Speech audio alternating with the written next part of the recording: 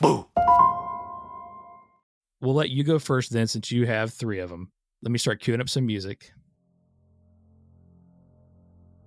My alien abduction story. So I've been on Reddit a while, and only just the other day realized there's probably a sub dedicated to aliens, and they might get a kick out of my personal experience. So here goes. I remember a time when I was 8 or 9 when I had some recurring nightmares of hooded figures coming into my room and looking over my bed and poking me with their fingers or some sort of instruments. It's a simple nightmare that could easily be explained away by my parents checking on me or cutting my toenails while I was asleep. I was probably kind of a gross kid. But it's the only nightmare or dream I've ever had I can still vividly remember. Around the same time I was having those nightmares, a few chickens started turning up dead in our chicken coop. I remember the dinner table conversations with my family. I wonder what got them. I didn't see any tracks. Maybe it was a raccoon. Raccoons don't eat like that. A fox? There's no place for a fox to get in, and I didn't see any tracks like that. Maybe it was a possum. This went on and on. My dad tried to shield me from seeing the gore, but being a persistent and curious kid, I was able to get a good look at one of the corpses. I was too young to understand then and just dismissed it with the same question the rest of the family asked: what sort of animal feeds like that? Now that I'm older and I understand, I don't think any animal feeds like that. The rear of the chicken had been sliced clean off, and its organ cavities have been completely scooped clean all the way to the rib cage. There's no sign of struggle, no blood splatter or feathers strewn about, and the eye sockets look like they have been burnt. We lost 3 or 4 chickens that way. All the same surgical precision, organs and the eyeballs removed. Over the course of a couple weeks, my parents decided it had to be some sort of animal breaking in, and they buried the corpses and we all went on with our lives. Except on the Sunday after all that, getting ready for church. I was getting frustrated with my hair. Mind you, it was the mid-90s, I was a kid, so my bowl cut was normal. Except the day it wasn't cooperating in the front and leaving a big gap exposing in my forehead. I complained to my mom. I remember her being angry with my brothers, thinking somebody had cut my hair while I was asleep. They denied it, and my mom redid my hair so it wouldn't look so goofy, and we went on with life. Until later on when I discovered a tiny scar on my scalp, in the exact position where the gap was on my forehead when I had a bowl cut. I never had any injury or surgical procedure that would leave a scar like that. That's when everything started making sense. Used to watch dumb, sensational UFO stuff and loved it. I used to love watching History Channel specials on it and Discovery Channels. As a skeptic, I suddenly realized, though, that something had happened. Something different happened that I can't explain. So there you have it. I have no other way to explain this strange series of events from my childhood except that I may have been abducted by aliens as a kid. That's so weird. I think there's a lot of people out there, though, that are pretty convinced they've been abducted by aliens, though. So, Yeah. I mean, how weird is it really? In the sense of statistically speaking, how many people it's probably weird, but you hear about this stuff all the time. The chicken coop thing, apparently that is a consistent thing with people who have apparently been abducted by aliens. They report their chickens being killed in similar manners if they have chickens. As someone else commented on that. So the aliens have hijacked my camera here. It's so blurry. So this is a common thing with the chickens, you're saying? Yeah, apparently they're all killed the same way. Yeah, someone said they always go for the farm animals. You do hear about that often, cattle and yeah. And so, like, the way he described that, though, you can imagine that in your head.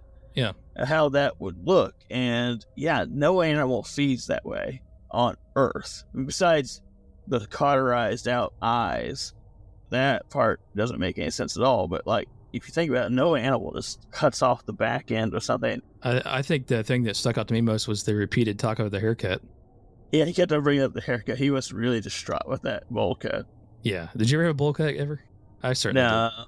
I really never got too many different types of haircuts. I just had like a buzz cut mostly. And right now I'm letting it grow out, but I need to get a haircut so bad. Do you remember? Yeah, I haven't had a haircut in years now. You remember when Viv Games would just go in and like he'd say he got a haircut, but it didn't seem like anything was cut at all. Yeah, like he got it combed. Yeah. We'd always say he paid $20 to get his hair combed. Love ribbing on him because we know he's listening.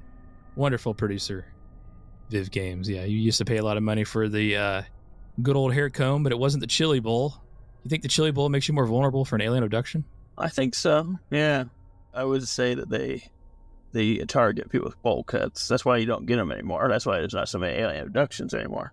Oh, you might be onto something here. Yeah. And what's the likelihood of you believing somebody with a bowl cut? Not very likely.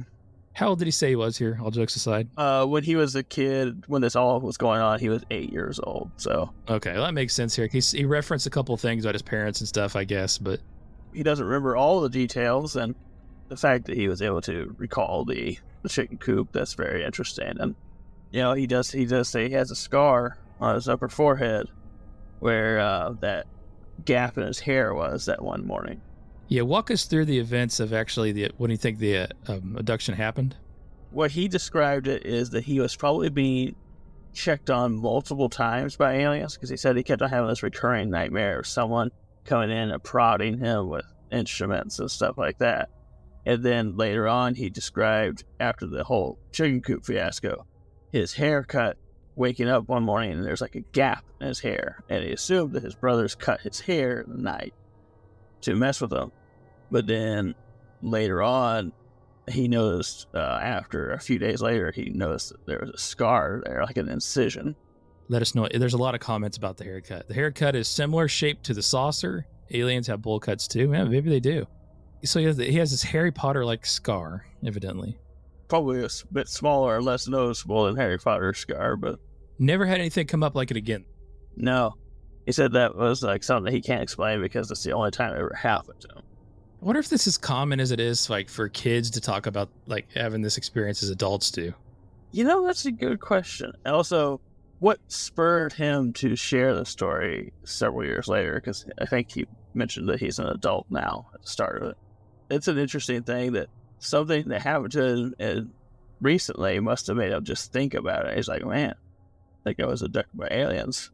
Do you think they would leave the scar there on purpose so he would see it, or like think that he didn't see it? Or I'm thinking that they thought it would be hidden by his haircut, and that he would never get a normal haircut, where thereby exposing the scar.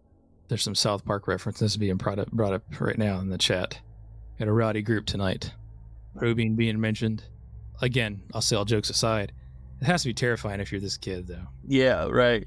Just imagine these series of unexplainable things and a recurring nightmare when you're 8 years old. Sounds pretty terrible. Yeah, the animal thing, the chicken thing is pretty crazy.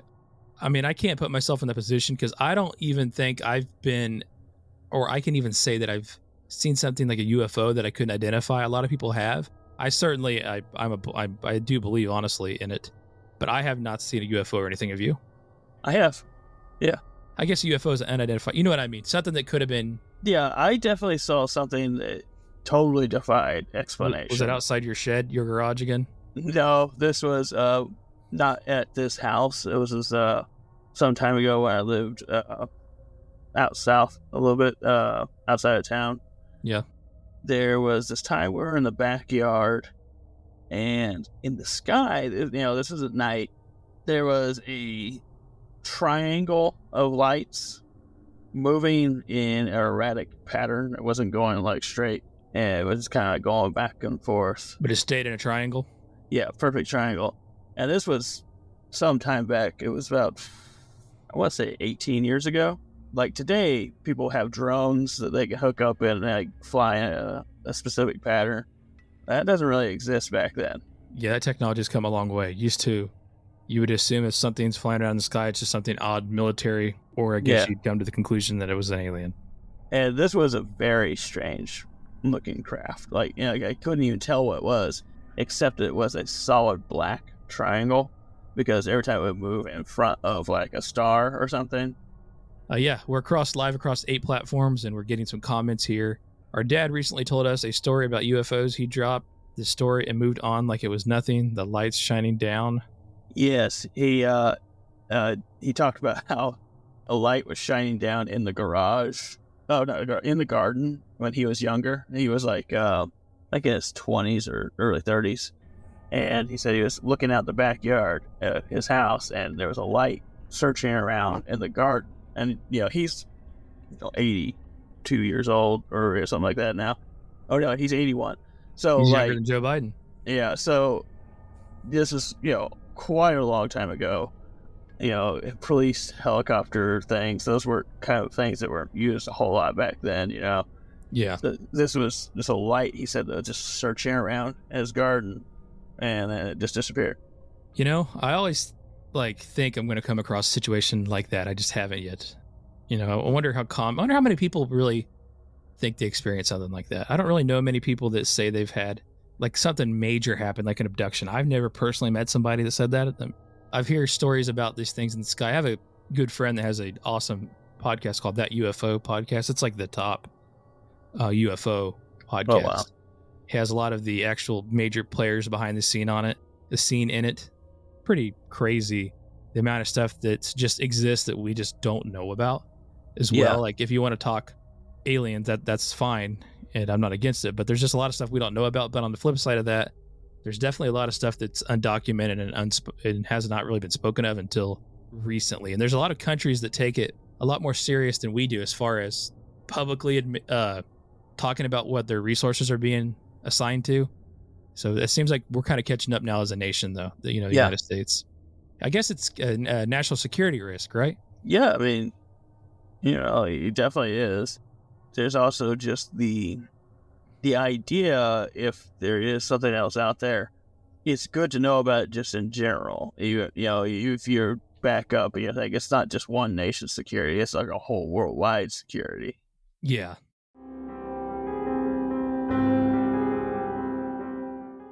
Jeff Townsend Media. CG, good night.